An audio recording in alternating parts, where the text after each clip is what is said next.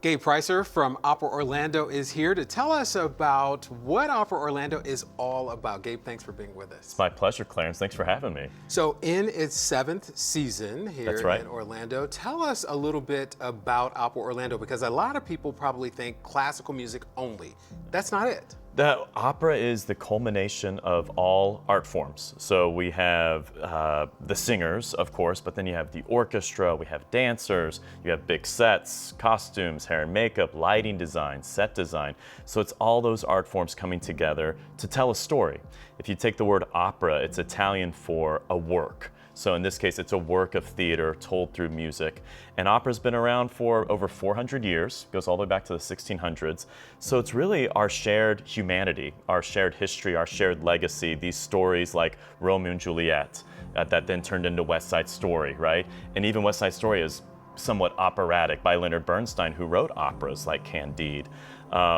And then we just did The Magic Flute by Mozart, which is kind of the Star Wars version of an opera, the hero's journey, saving the princess with a furry sidekick, you know? So it's these stories that we can relate to, and opera has a wonderful legacy, and we're just excited to share it with the Orlando community. And you mentioned the storytelling. I mean, having opera in Orlando is really important, because that kind of storytelling through these amazing voices is something that you expect in big cities, and Orlando being sort of a medium-sized city, it's important to have these stories being told and all of the costumes and all of the theater that goes along with it. Tell us what it's like to go to a show. Well, we're very fortunate to have Dr. Phillips Center for the Performing Arts in our backyard in downtown Orlando. And I grew up in this area. I grew up in Apopka, and Orlando has come a long way over the past 10, 20 years. I would say we're really experiencing a renaissance in the arts because of the Performing Arts Center being right downtown, especially with Steinmetz Hall, which was just opened, just completed in January. And that is our home venue for opera. The reason that's so important is Steinmetz Hall is an acoustic hall. So we don't have to use microphones. And opera was written for natural amplification, right? Just the voice without microphones, the orchestra without microphones, and you can really enjoy and revel in that in Steinmetz Hall. So you come downtown to Dr. Phillips Center, which is a beautiful building. You come join us in Steinmetz Hall. You walk in, it's vertical, it just goes straight up, because that way the sound can rise. It has that kind of dome top to create that perfect bell-shaped acoustic. You hear the Orlando Philharmonic in the pits as our orchestra. At times we have dancers from the Orlando Ballet on the stage. Our performers are in full costume, full sets.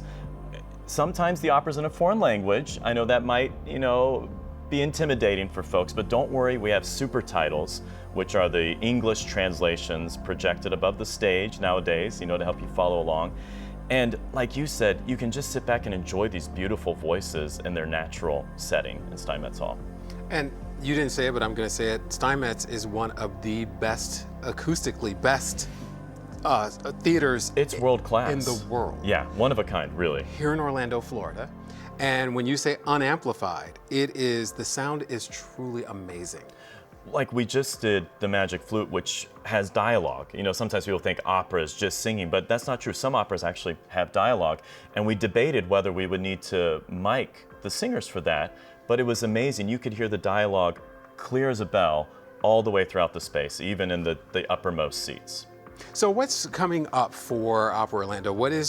Are we at a place where you're growing, or is this sort of the sweet spot of where the organization wants to be? We're still growing, and we've been very fortunate. There's no question about that, especially with COVID and some of the other issues that we have faced. But as you mentioned, this is our 7th season at Opera Orlando. When we started in 2016, we were doing 2 productions at the Pew Theater, which is only 300 seats.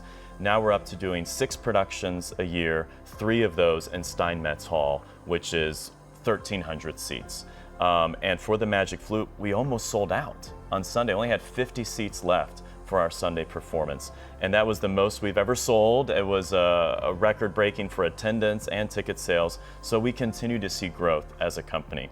When we started in 2016, our annual budget, to talk numbers briefly for those that like numbers out there, was only $250,000 annual budget. And now we're over $2 million.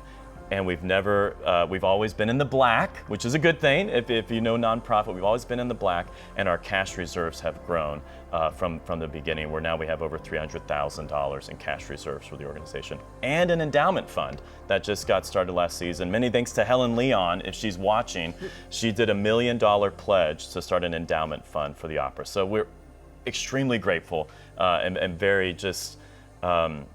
Thank you to the Central Florida community for getting behind. Like you said, we deserve all the fine arts groups at a high level. We deserve to have a professional opera company in Orlando. We're a major city. We're an international city. And if you've never seen an opera, I will tell you, it is an experience. You will absolutely love it. You need to treat yourself in your lifetime to at least one if you ever have an opportunity. And here in Orlando, we have one of the best. Oh, well, you're very sweet. Absolutely. We have some great ones coming up for people to enjoy. And I say there's something in opera for everyone. Yes. So there are comedic operas, there are tragic operas, My there's favorite. Operas in English, right. Well, Gabe, thanks so much for being with us. And of course, as I said, go see an opera. And here in Orlando, Opera Orlando is the place. Thank you, everybody. Thank you, Clarence.